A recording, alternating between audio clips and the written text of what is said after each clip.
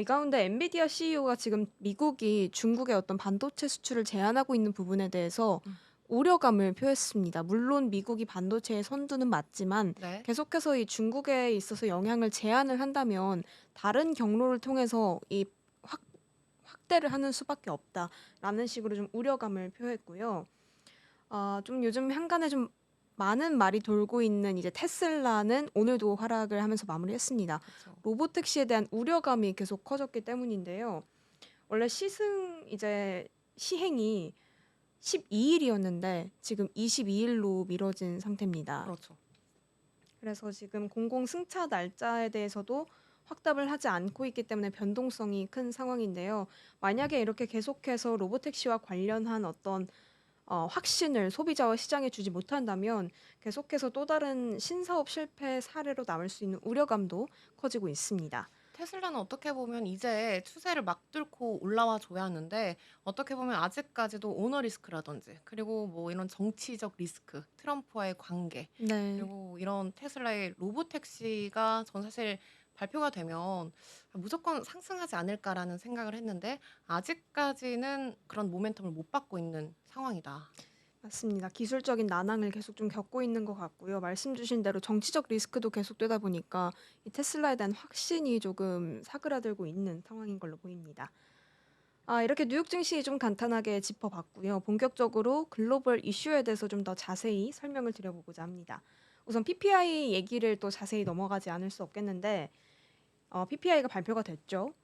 이게 PPI가 CPI의 선행 지표로서 활용을 하는 지표라고 합니다. 그쵸. 소비자들이 물건을 사기 전에 기업들이 먼저 사는 단가라고 볼 수 있기 때문에 선행 지표다. 근데 PPI를 보고 CPI를 단정 짓기는 어렵다. 이렇게 알아주시면 좋을 것 같아요. 네, 맞아요. 근데 왜 이 선행 지표라고 하면서 CPI가 먼저 발표가 음. 되냐라는 좀 의문감이 들었을 때 드실 수가 있는데 사실 이 CPI는 소비자 물가다 보니까 어떻게 보면 소비자들이 가장 민감한 부분의 지표거든요.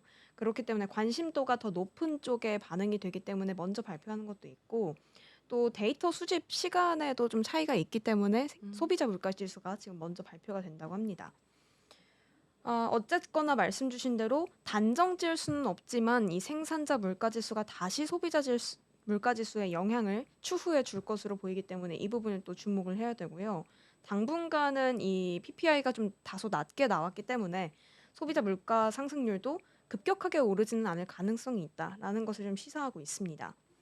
CPI와 마찬가지로 트럼프 관세 영향이 예상보다 반영이 되지는 않아서 지금 이 부분도 계속 좀 지켜봐야 되는 상황이고요. 언젠가는 이 추후에 하반기에 관세 영향이 계속 나올 것으로 보인다. 이렇게 음. 좀 관망세가 계속 유지가 되고 있고 좀 PPI 지수에 대한 지표를 파헤쳐 봤을 때 이 세부 항목으로 최종 수요 서비스 지수가 네. 0.1% 상승했다고 해요. 그래서 4월에 0.4% 하락을 지금 뒤집었는데 이 음. 최종 수요 서비스가 뭐냐라고 했을 때는 여기서 이 최종 수요는 중간재나 원자재처럼 다시 가공되는 게 아니라 최종적으로 소비자나 기업이 사용하는 단계를 의미한다고 합니다. 저도 몰랐어요. 최종 수요. 저도 네. PPI 지수를 좀 보고서를 확인하면서 저도 알게 된 음. 내용인데 이 지수는 이제 운송이나 뭐 금융, 숙박, 건강보험 이런 서비스 업종에서 소비자에게 직접 제공되는 서비스의 가격이 얼마나 변했는지를 알려주는 지표라고 합니다. 그래서 지금 보고서를 살펴봤을 때는 요번에 어떤 물가 지수에 대한 상승은 호텔 숙박 요금이 인상을 주도했고요. 음. 항공 여객 서비스 요금은 1.1% 하락하는 모습을 보였다고 합니다. 결국에는 이제 여행 어떤 숙소 요런 수요가 좀 항공 요금 하락을 좀 상쇄하는 데 도움을 줬다고 합니다. 사실 22 년도부터 해서 이렇게 물가가 좀 잡히기 시작을 했는데 근데 최근 또 반등을 하는 흐름을 보이면서 연준이 굉장히 고민이 많았었거든요. 네. 근데 또 간밤 저희가 생산자 물가 지수 PPI가 예상치를 하회했지만 이걸 보고 또 '금리 인하 가능성이 높아졌다.'라고 단정 짓기는 어렵죠. 무리수다. 네. 왜냐하면 우리가 아직까지 다음 주에 6월 FOMC 금리 동결 가능성이 이제 97% 그러니까 거의 약 100% 가까이 금리 동결을 하고 있다라고 보시면 되겠고 그래서 인플레이션이 완전히 진정됐다라고 보기에는 좀 성급한 그런 결과를 가지고 있다. 그래도 이렇게 PPI가 긍정적으로 나왔다는 건 앞으로 있는 연준의 통화 정책에 그래도 호재로 작용할 수 있는 여력이 있기 때문에 좀 더 지켜봐야 할 것 같다라고 생각이 들어요. 맞습니다. 향후 지침은 점진적으로 음. 비둘기파적 발언으로 좀 옮겨지지 음. 않을까라는 기대감까지 덧붙여지고 있고요.